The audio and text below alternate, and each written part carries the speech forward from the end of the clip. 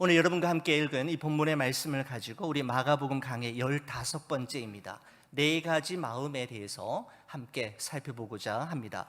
여러분, 예수님께서는 하나님 나라에 대해 말씀하실 때 주로 비유를 들어 설명하셨는데, 여러분, 비유, parable이라고 하는 것은 어떤 중요한 진리나 특별한 메시지를 전하기 위해 우리가 일상생활에서 흔히 접할 수 있는 어떤 사건이나 사물, 현상에 빗대어서 말하는 방법으로서 듣는 사람이 쉽게 이해할 수 있고 누구나 공감할 수 있도록 이야기하는 것을 비유라고 이야기합니다. 여러분, 오늘 본문의 말씀은 마가복음에 소개되고 있는 예수님의 첫 번째 비유로서 비유 중에 비유라고 일컬어질 정도로 잘 알려진 예수님의 씨 뿌리는 비유입니다. 여러분, 예수님 당시 1세기에 이스라엘 농경 사회에서 흔히 볼 수 있었던 씨 뿌리는 방법은 여러분, 화가 밀레라든지 빈센트 반 고흐의 그림을 통해서도 우리가 알 수가 있는데, 여러분, 특별히 이 빈센트 반 고흐라고 하는 사람은 여러분, 성경의 내용을 가지고 그림을 그릴 때 씨 뿌리는 비유, 이 한 가지 비유 가지고 그림을 13작품이나 남길 정도로 빈센트 반 고흐는 신학생이었을 뿐만 아니라 목회자들이죠. 그는 이 씨 뿌리는 비유를 너무너무 좋아했던 인물임에 분명합니다. 빈센트 반 고흐나 아니면 밀레의 그림에서 씨 뿌리는 사람이라고 하는 제목을 가지고 있는, 여러분, 이 작품을 통해서도 알 수가 있지만은, 여러분, 그림을 좀 자세히 보시면은 알 수가 있습니다만은, 그 당시에 예수님 당시에 씨 뿌리는 방법은 농부가 씨앗이 가득히 담긴 자루를, 큰 가방을 어깨에 맨 채 밭을 성큼성큼 가로질러 다니면서 손에 한 움큼씩 씨앗을 잡고는 흩뿌리는 것이었습니다. 공중을 향해 흩뿌리는 것이죠. 그럼 공중을 향해 날아간 씨앗들은 바람을 타고 넓은 곳으로 멀리 이렇게 흩어지게 되는 것입니다. 바로 그와 같은 씨 뿌리는 방법을 기억하시면서 오늘 이 본문의 말씀을 좀 한번 이렇게 생각해 보시면 이해가 좋겠습니다. 여러분, 오늘 본문의 말씀은 1절에서 9절까지의 말씀은 예수님의 씨 뿌리는 비유의 그 내용이고, 10절부터 20절까지의 말씀은 그 씨 뿌리는 비유에 대한 예수님의 생각, 설명, 견해가 담겨져 있는 말씀으로 구성이 되어 있습니다.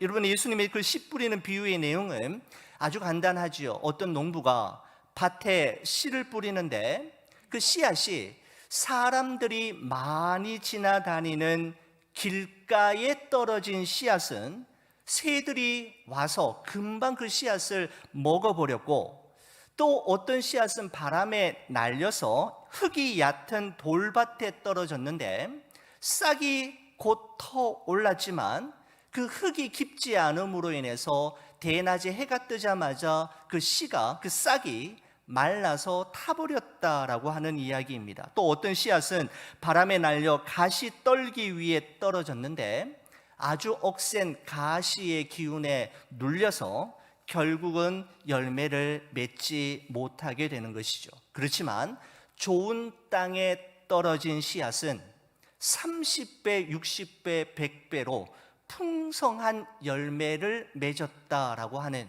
여러분이 지금까지 익숙하게 잘 알고 계시는 그 내용이 바로 예수님의 씨 뿌리는 비유입니다. 여러분, 자, 한번 보십시오.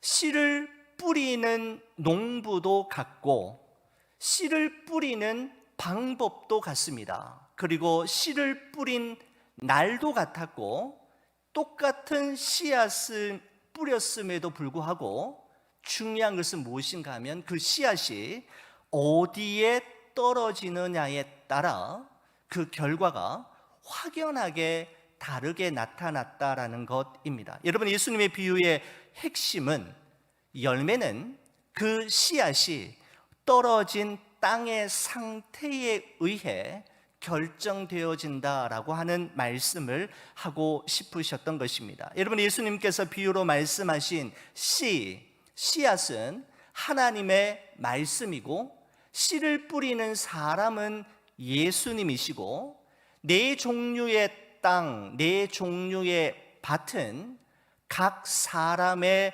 마음입니다. 여러분, 왜 네 종류의 땅과 네 종류의 밭이 사람들의 마음일까요?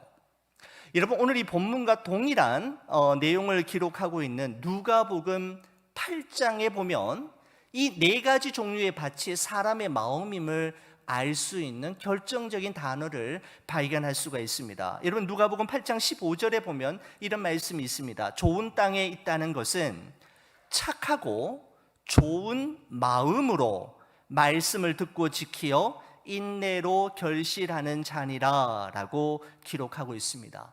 누가는 오늘 예수님께서 말씀하신 이 씨 뿌리는 비유를 소개하면서 좋은 땅, 좋은 밭이 좋은 마음이라고 설명하고 있습니다.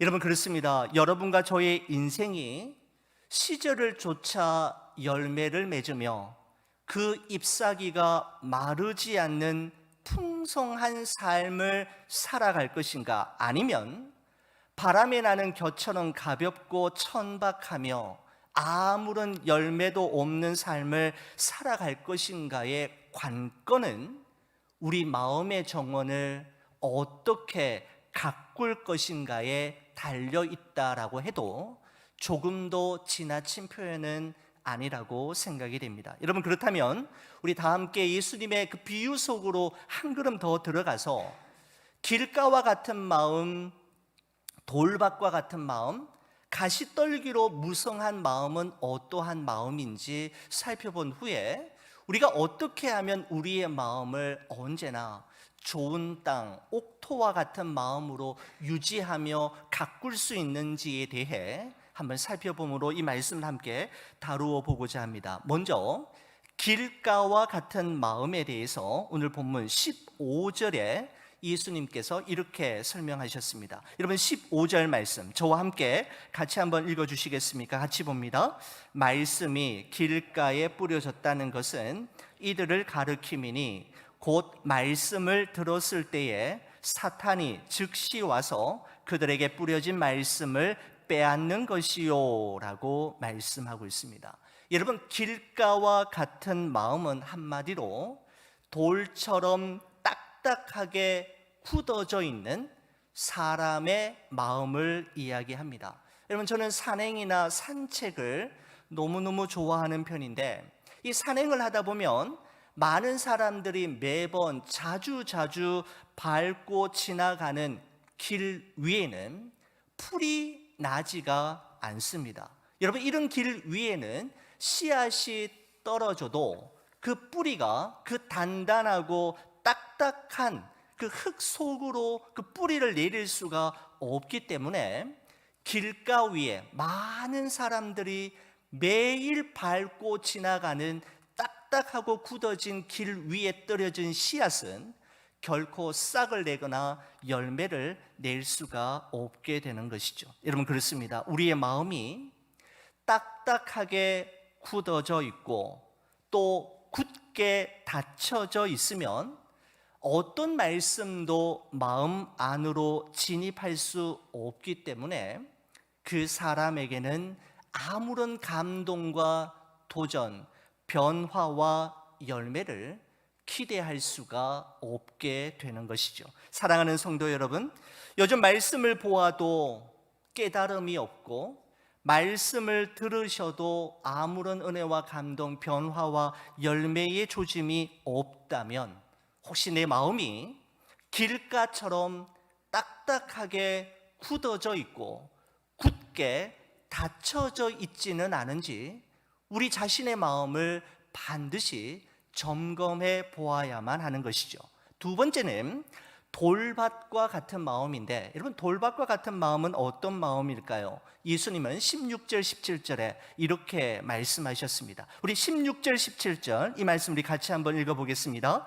또 이와 같이 돌밭에 뿌려졌다는 것은 이들을 가르킴이니 곧 말씀을 들을 때에 즉시 기쁨으로 받으나 그 속에 뿌리가 없어 잠깐 견디다가 말씀으로 인하여 환난이나 박해가 일어나는 때에는 곧 넘어지는 자요라고 말씀하고 있습니다. 자, 여러분 이 표현을 예수님께서 이렇게 해석해 주셨는데, 돌밭과 같은 이 표현을, 이 마음을 5절 6절도 말씀하고 있습니다. 자, 여러분 오늘 마가복음 4장 5절 6절 말씀 한번 보십시오. 제가 한번 읽겠습니다. 더러는 흙이 얕은 돌밭에 떨어짐에 흙이 깊지 아니하므로 곧 싹이 나오나 해가 돋은 후에 타서 뿌리가 없으므로 말랐고 라고 말씀하고 있습니다.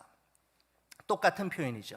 여러분 예전에 제가 우리 청년들과 함께 이스라엘 성지순례 갔을 때 이스라엘의 땅을 인도해 주시는 우리 그 가이드 목사님을 따라 한번 만져본 적이 있고 한번 이렇게 땅을 한번 파본 적이 있습니다. 여러분 이스라엘의 대부분의 땅은 석회석 위에 흙이 얇게 덮인 상태입니다. 저는 그걸 보면서 왜 하나님께서 이 땅을 젖과 꿀이 흐르는 땅이라고 말씀하셨는지 잘 이해가 되지 않을 정도로, 여러분 이스라엘 땅의 대부분의 영토가 기름진 땅이 아닙니다. 석회석이 있고 그 위에 얇게 흙이 덮여져 있는 것이 대부분의 땅이라는 것이죠.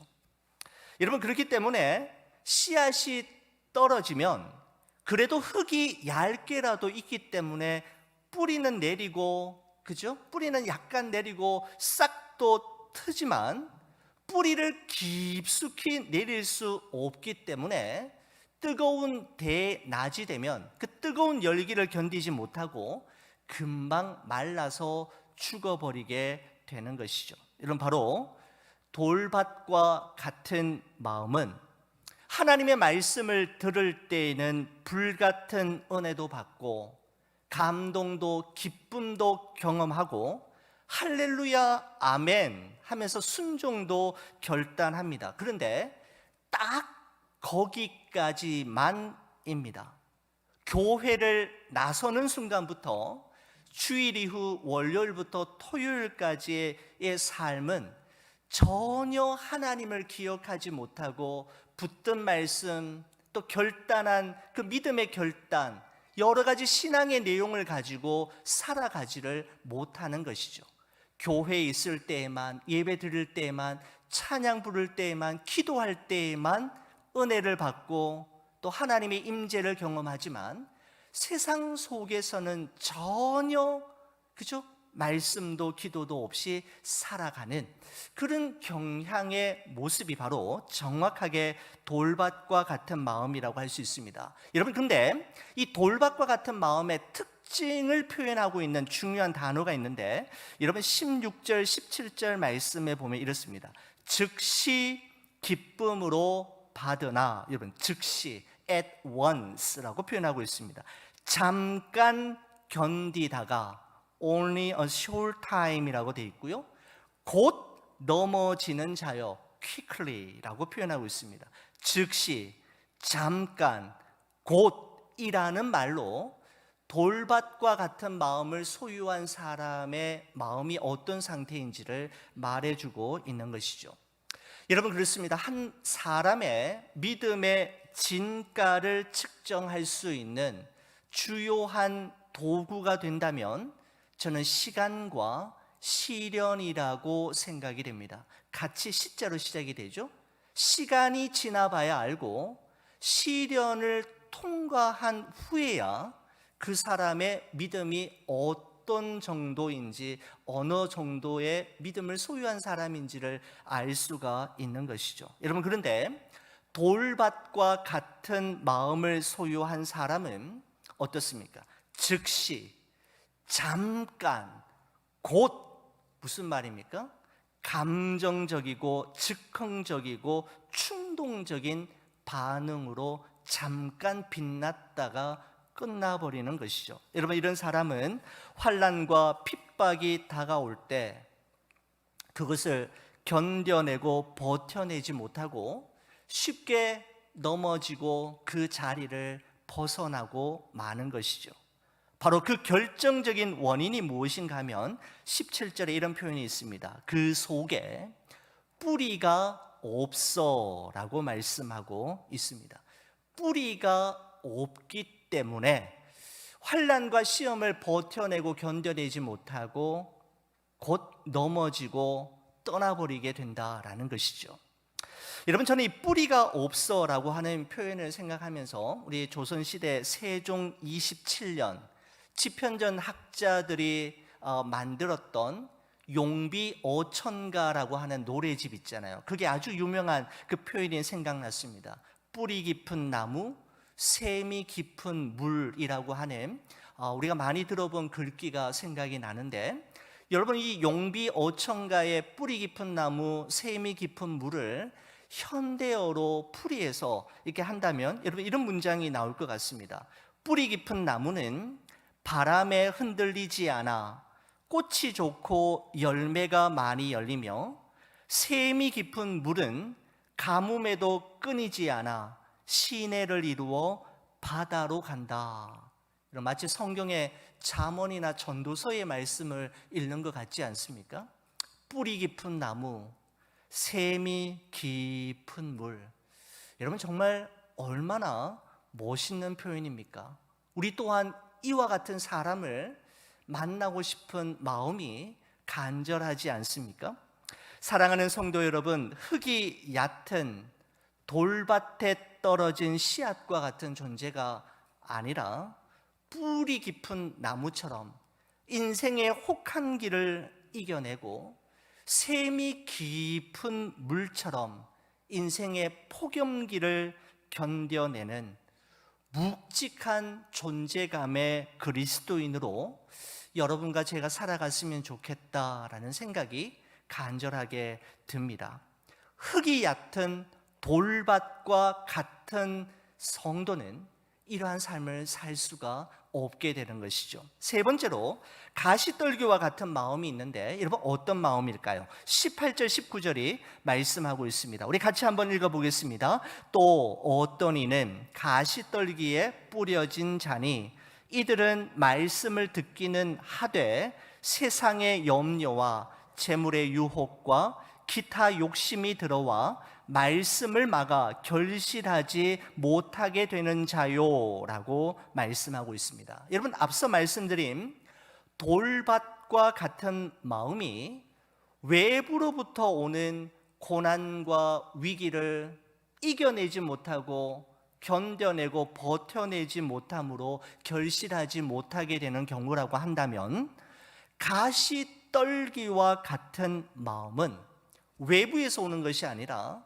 우리 내부에서 생겨나는 요인들로 인해 열매를 맺지 못하는 경우를 이야기하고 있는 것입니다. 그 세 가지 예를 들고 있잖아요. 세상 염려와 재물의 유혹과 기타 욕심, 욕망이라고 말씀하고 있습니다. 바로 이러한 것들이 가시가 되어서 우리를 끊임없이 찌르고 우리의 숨통을 조여서 열매 맺는 삶을 생각하기에는 도저히 그를 겨를이나 여유가 없도록 만드는 것, 바로 그것을 이야기하는 것입니다. 여러분, 우리는 매주일 하나님의 말씀을 듣고 또 매일매일 개인 말씀 묵상의 시간을 통해서 은혜도 받고 영적인 힘과 위로도 받고 용기도 얻습니다마는, 끊임없이 우리의 마음속에서 뭉게뭉게 피어오르는 염려와 걱정이 있잖아요. 무엇을 먹을까? 무엇을 마실까? 무엇을 입을까와 같은 우리의 마음속에서 끊임없이 일어나고 있는 염려와 걱정, 또 물질적인 어려움과 경제적인 유혹들, 또 욕심, 욕망이 우리로 하여금 감사하지 못하게 하고 자족하지 못하게 하는 삶으로 이끌 뿐만 아니라 우리를 열매 없는 삶으로 빈 껍데기와 같고 쭉정이와 같은 삶으로 만들어가는 경향이 있다라는 것입니다. 여러분, 베드로전서 5장 7절 말씀에 보면 이런 말씀이 있죠. 너희 염려를 다 주께 맡기라. 이는 그가 너희를 돌보심이라 라고 말씀하고 있습니다. 너희 염려를 다 주께 맡기면 하나님의 돌보심을 경험하게 된다라는 것이죠. 여러분, 이 말씀을 세 번역에서 확인하면 좀 더 우리의 마음에 와닿게 번역이 되어 있습니다. 세 번역 성경에서 이렇게 이야기합니다. 여러분의 걱정을 모두 하나님께 맡기십시오. 하나님께서는 여러분을 돌보고 계십니다 라고 이야기하고 있습니다. 제 마음에 참 많이 와닿았습니다.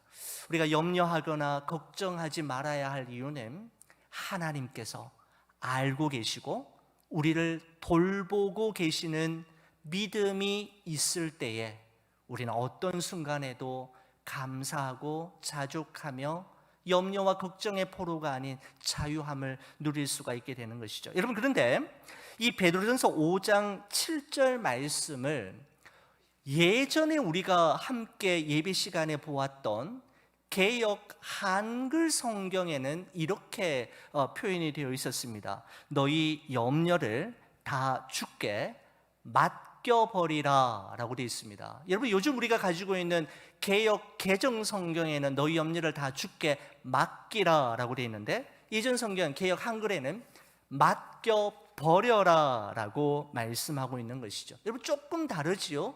여러분, 그런데 저는 옛날 번역이 조금 더 좋은 것 같습니다. 맡겨버려라. 무슨 말입니까?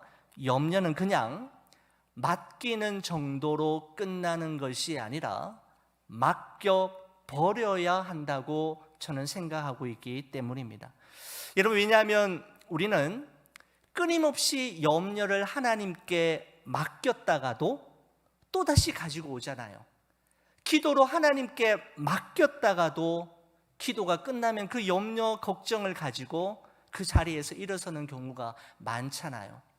맡기는 경우, 그 단계를 넘어서서 맡겨버릴 때 우리는 우리의 삶 속에서 하나님이 주시는 열매를 경험할 수 있게 되는 것이죠. 사랑하는 우리 성도 여러분, 가시떨기와 같은 마음은 세상의 온갖 염려와 걱정, 물질적인 유혹과 욕심이 우리 안에 있어서 우리의 마음을 찌르고 우리의 숨통을 조이는 가시가 됨으로써 우리로 하여금 하나님의 기쁨을 위한 삶을 살아갈 여지를 남겨두지 않게 만들기 때문에 우리의 삶에는 열매를 맺을 틈이 없게 되는 것이죠. 여러분, 마지막으로 좋은 땅과 같은 마음이 있다라고 말씀하셨습니다. 20절 말씀 우리 같이 한번 읽어보겠습니다. 20절입니다.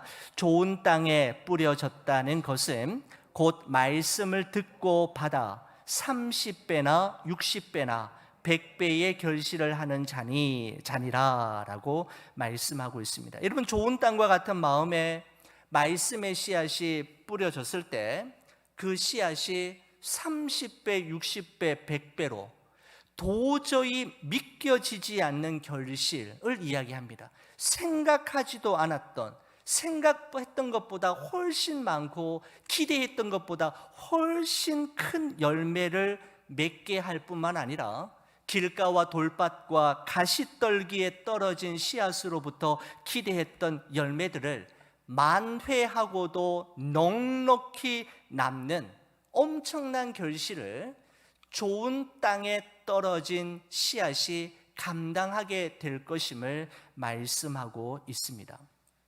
여러분, 그렇다면 좋은 땅과 같은 마음은 어떤 마음일까요? 우리도 30배, 60배, 100배로 열매 맺는 삶 살아가기를 원하는데 어떻게 하면 그런 마음을 가질 수 있을까요? 자, 여러분, 누가복음 8장 15절의 말씀에 보면 이 마음이 어떤 마음인지를 이렇게 말씀하고 있습니다. 누가복음 8장 15절 말씀 우리 같이 한번 읽어보겠습니다.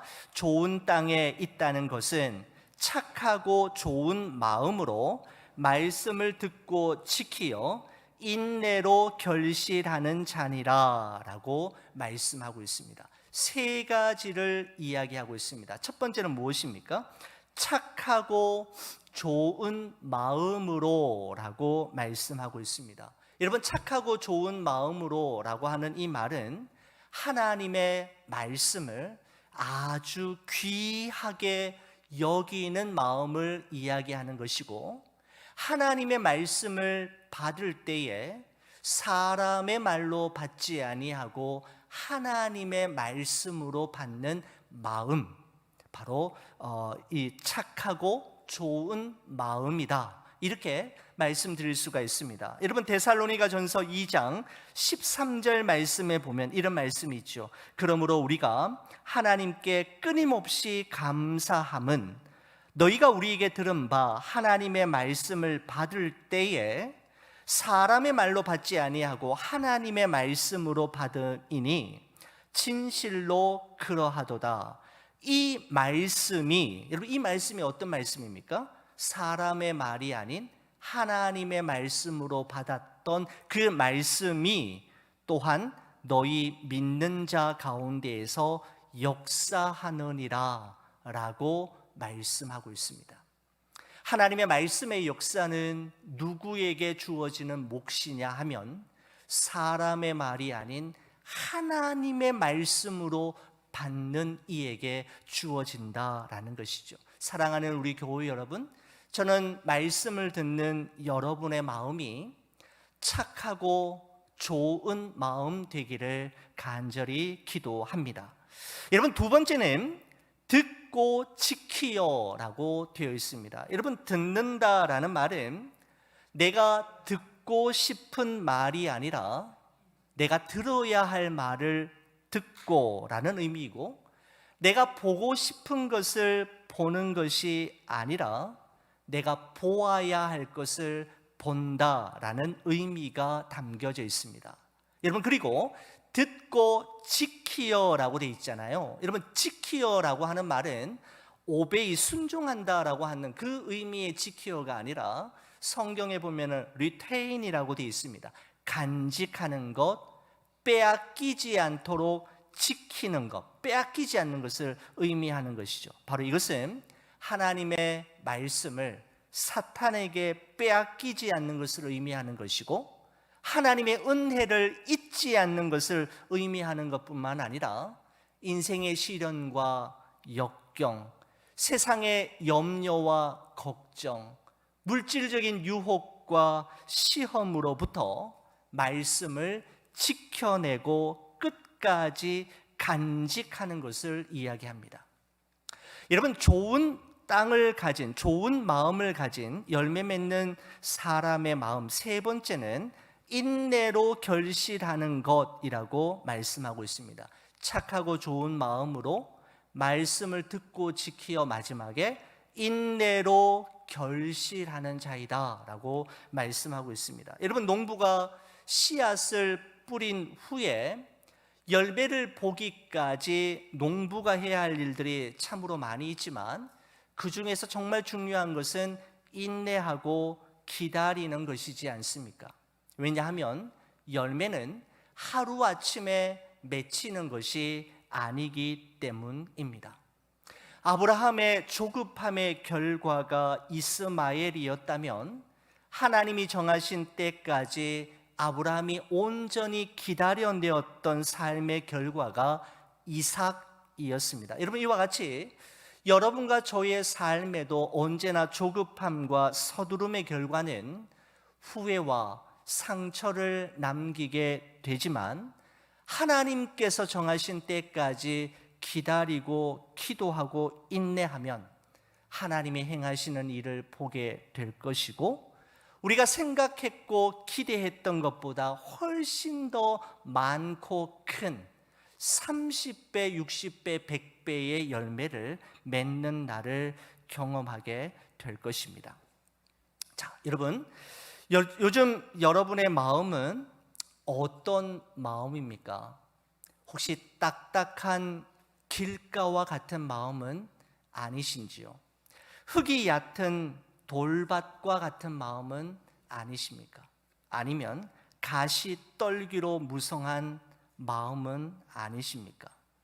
여러분, 좋은 땅과 같은 마음처럼 착하고 좋은 마음으로 말씀을 듣고 지키어 인내로 결실하는 삶을 살아가는 마음을 여러분은 소유하고 계십니까? 저는 이 말씀을 묵상하면서 여러분, 이 네 가지 마음을 가진 사람이 따로따로 있기보다는 이 네 가지 마음이 한 사람의 삶의 그 주기 속에 끊임없이 이렇게 돌아간다라는 생각을 많이 하게 되었습니다. 여러분, 설교를 시작하면서도 말씀드렸습니다마는 씨를 뿌리는 농부도 같고 씨 뿌리는 방법도 같았고 같은 날 뿌렸고 씨앗도 동일했습니다. 그러나 그 씨앗이 어떤 마음에 뿌려지느냐에 따라 그 결과는 확연히 달랐지요.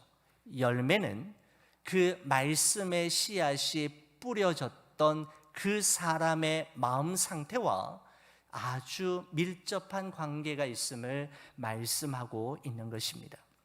여러분, 그렇다면 우리가 어떻게 우리의 마음을 좋은 땅과 같은 마음으로 유지하고 보존할 수 있을까요? 여러분, 에스겔서 36장 26절에서 27절 말씀을 여러분과 같이 한번 읽고 우리가 함께 말씀을 마치도록 하겠습니다. 같이 한번 읽어보겠습니다. 또 새 영을 너희 속에 두고 새 마음을 너희에게 주되 너희 육신에서 굳은 마음을 제하고 부드러운 마음을 줄 것이며 또 내 영을 너희 속에 두어 너희로 내 율례를 행하게 하리니 너희가 내 규례를 지켜 행할지라 라고 말씀하고 있습니다. 무슨 말입니까? 여러분, 우리의 결심과 노력, 의지와 결단만으로는 부족하다라는 말씀입니다. 하나님께서 우리의 굳은 마음을 제하시고 새 영과 새 마음 그리고 부드러운 마음을 주시기를 위해 항상 기도해야 함을 말씀하는 것입니다. 또한 더불어서 우리의 마음이 길가와 같고 돌밭과 같고 가시떨기가 무성한 마음이 되지 않도록 잘 지키고 보존해야 함을 의미하는 것이죠. 그리고 착하고 좋은 마음에 하나님의 말씀의 씨앗을 끊임없이 뿌리는 것을 이야기합니다. 눈물을 흘리며 씨를 뿌리러 나가는 자만이 기쁨으로 곡식단을 거두고 돌아오게 될 날이 있기 때문입니다. 저는 우리 교회 좋은 비전교회 모든 성도님들이 자기 자신의 마음의 밭에 말씀의 씨앗을 끊임없이 뿌릴 뿐만 아니라 전 세계 열방으로 나아가 우리 주위에 있는 이들에게 끊임없이 말씀을 뿌리는 씨 뿌리는 자의 사명을 잘 감당하는 여러분과 제가 되기를 우리 주의 이름으로 간절히 축원을 드립니다.